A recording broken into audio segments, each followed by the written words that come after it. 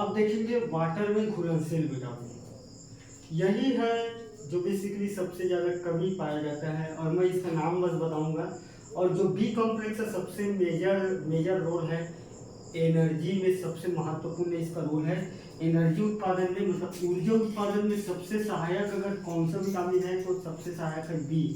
ठीक है, जितना भी बी कॉम्प्लेक्स का विटामिन है बेसिकली किसी भी चीज़ को कंज्यूम करके उसको शरीर के माध्यम से खाते हो, फिर तोड़ते हैं, तोड़ने के बाद क्या करते हैं तुम्हारे रक्त में बेसिकली क्या करते हैं, रक्त में जाता है ना जी, नहीं रक्त में जाता है, और वही रक्त के माध्यम से सभी सेल में एनर्जी पहुंचता है, यही तो बायो है ना।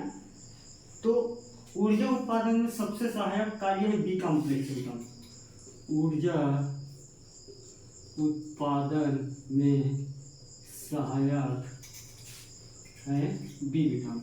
ठीक है, सहायक बी विटामिन। अब मैं नाम लिखता हूँ फुल फॉर्म, अगर किसी का कोई मान जाए खास बात होगा तो ही बात करूंगा, अन्यथा मैं बात नहीं करूंगा। ठीक है, B1 का है थायमिन, ठीक। B2 का है राइबोफ्लेविन, ठीक, राइबोफ्लेविन। B3 का है नियासिन, ठीक, नियासिन।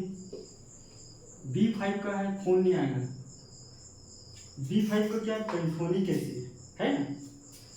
B5 के बाद आता है B7 आता है, ठीक, B7 के बाद आता है B9 आता है, B9 के बाद आता है 11 आता है का B11, हाँ B12 आता है, ठीक। 6 नहीं यार, यहाँ 6 अभी आता है, B6 है, B7 B9, ठीक।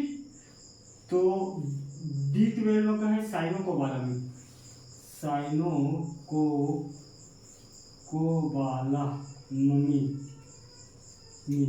ठीक, साइनोकोबालामिन, ठीक। B5 का है पेंटोनिक एसिड,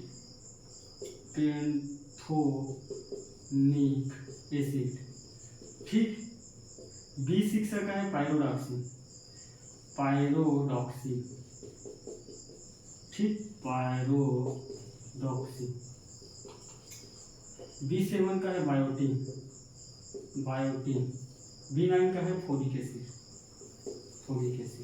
ठीक, फोलिक एसिड, ठीक। तो ये बी कॉम्प्लेक्स आप नाम लिखना, एक लाइन में लिखना, ऊर्जा उत्पादन। और आपके किसी भी बुक में अगर मान लो कोई खास बात दिया होगा तो सोर्स में आप उसको देखना। मैं B1 के बारे में थोड़ा बता रहा हूँ, इसी से होता है ना बेरी होता है कि नहीं होता है, तो B1 के बारे में थोड़ा देख लेते हैं। B1 के बारे में देख लेंगे, ठीक। तो B1 से संबंधित एक रो है बेरी, ठीक, बेरी। तो बेरी बेसिकली होता यह है कि जो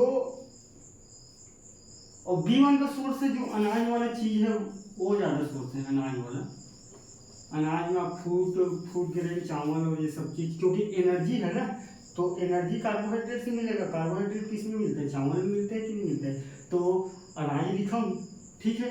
तो जो थायमिन है, थायमिन की बेसिकली कमी के कारण बेरी होता है। तो बेरी एक्चुअल में है क्या, ये चीज ध्यान दो। तुम्हारा सबसे पहले किसी भी चीज में मन न लगना।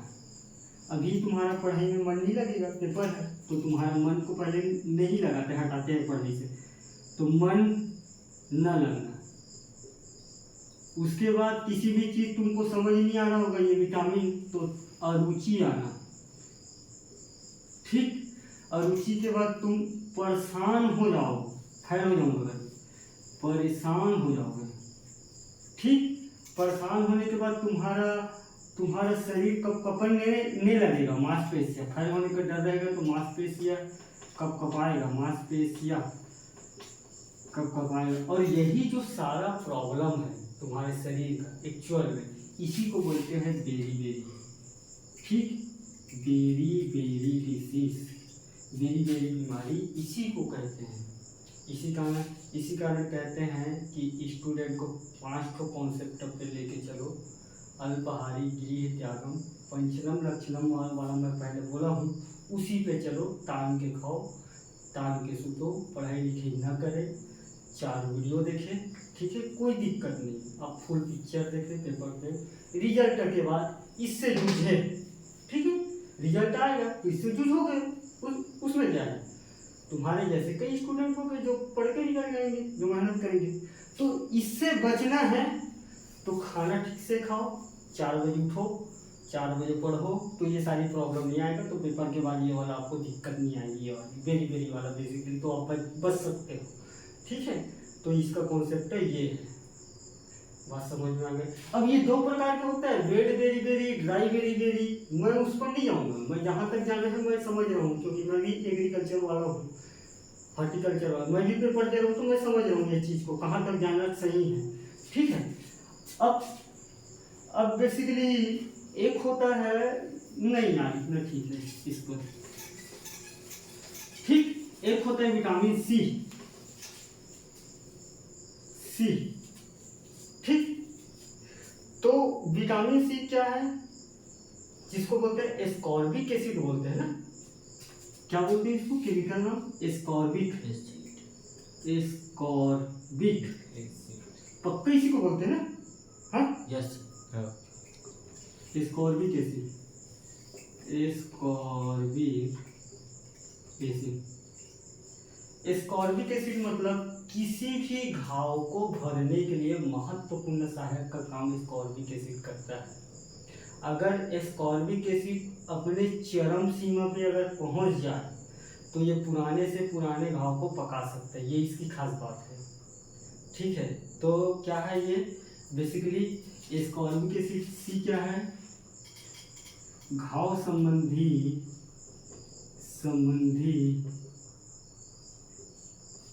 गहराई को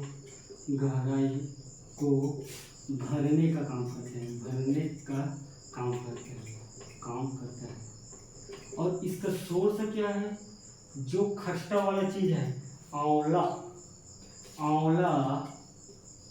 नींबू वर्ग में 4-5 तो आता है। ये कागजी नींबू, संतरा के बड़े भाई, उसके छोटे भाई, उसके दादाजी, ये सारी नींबू वर्ग है। उसके जितने फैमिली आता है ना बिना सीड वाला, तो ये बिना सीड वाला क्या है, उसके मौसा जी है ये नींबू का। अब ये मान लीजिए, और अगर कहीं एकदम पतला छिलका वाला दिख रहा है तो उसके भांचा है वो नींबू का, बेसिकली पूरा परिवार, मतलब बात समझ रहे हो नींबू वर्ग का। एक होता है बारबेडेंस चेरी, आप सर्च मार के देखिएगा बारबेडेंस चेरी क्या है, मैं नहीं बताऊंगा, मैं लिख बस देता हूँ, बारबेडेंस चेरी, ठीक। और इस प्रकार के विटामिन में एक खास नोट बात है, ये ताप दाब के प्रति अधिक सहनशीलता रहते हैं, मतलब बहुत ही सेंसिटिव रहता है। तो यहाँ लिखना नोट में, इसको बताना पड़ेगा।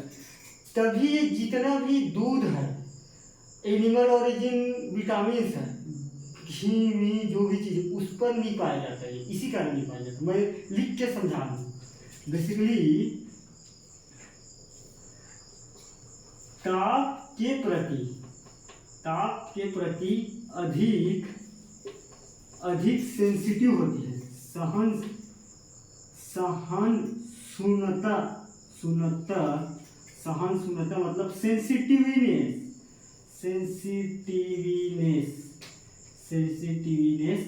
रहते हैं।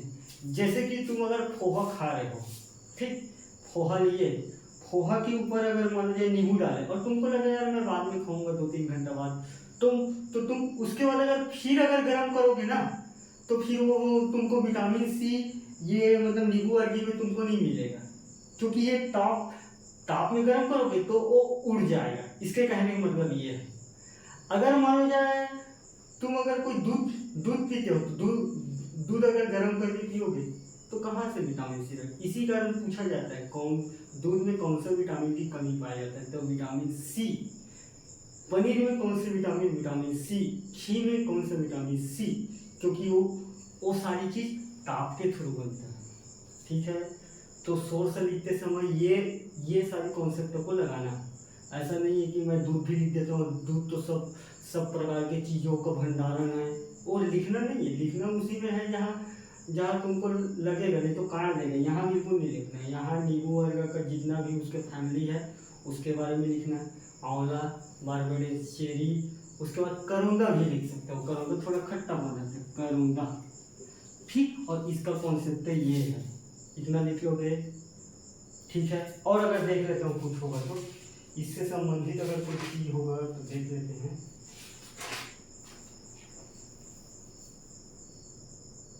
और ये रोग प्रतिरोधक क्षमता का भी विकसित करता है। ये यहाँ कहाँ लिखी, कार्य में दूसरा कार्य है। ये पहला है रोग प्रतिरोधक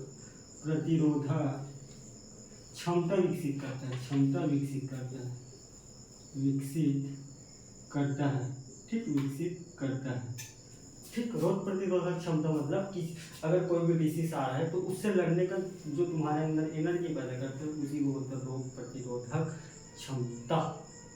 ठीक है, तो यहाँ तक तुम्हारा विटामिन का कॉन्सेप्ट क्लियर हो गया। देख, पहला 2 मिनट में रिविजन करा देता हूँ। विटामिन क्या है? विटामिन मतलब वाइटल मतलब अनिवार्य, एमिस मतलब केमिकल कंपाउंड का नेचर, हमारे शरीर के लिए अनिवार्य केमिकल कंपाउंड का नेचर वाले जो पदार्थ होंगे उसको बोलेंगे विटामिन। और यहाँ माइक्रो पोषक तत्व है, पोषक तत्व के साथ मेटाबॉलिक एक्टिविटी के रेगुलेशन में काम करते हैं। और यह 2 प्रकार के होता है घुलनशील के बेसिस में, एक फेट सॉल्युबल, एक वाटर सॉल्युबल। फेट में ADE के बाद यहाँ वाटर में आ जाइए B और C। और एक का हमने डिस्कस किया है, बी में तुम गंभीर रोग याद रखना। जो रोग मैं रोग सब में बता सकता हूँ क्योंकि काम वही है, सोर्स इसके लिए ज़्यादा डिपेंडेंट है, उसके बेसिस में मैं बताया हूँ। अगर किसी के पास किसी बुक में अगर सोर्स और है तो वो भी है, मैं ऐसा नहीं बोलूँगा कि वो नहीं है, वो भी है, उसको भी पढ़ो और यहाँ से कॉन्सेप्ट सीखो। कार्य 1-2 लाइन बताओ और 4 नंबर के लिखना कॉपी है। ठीक है, तो यही कर रखते हैं।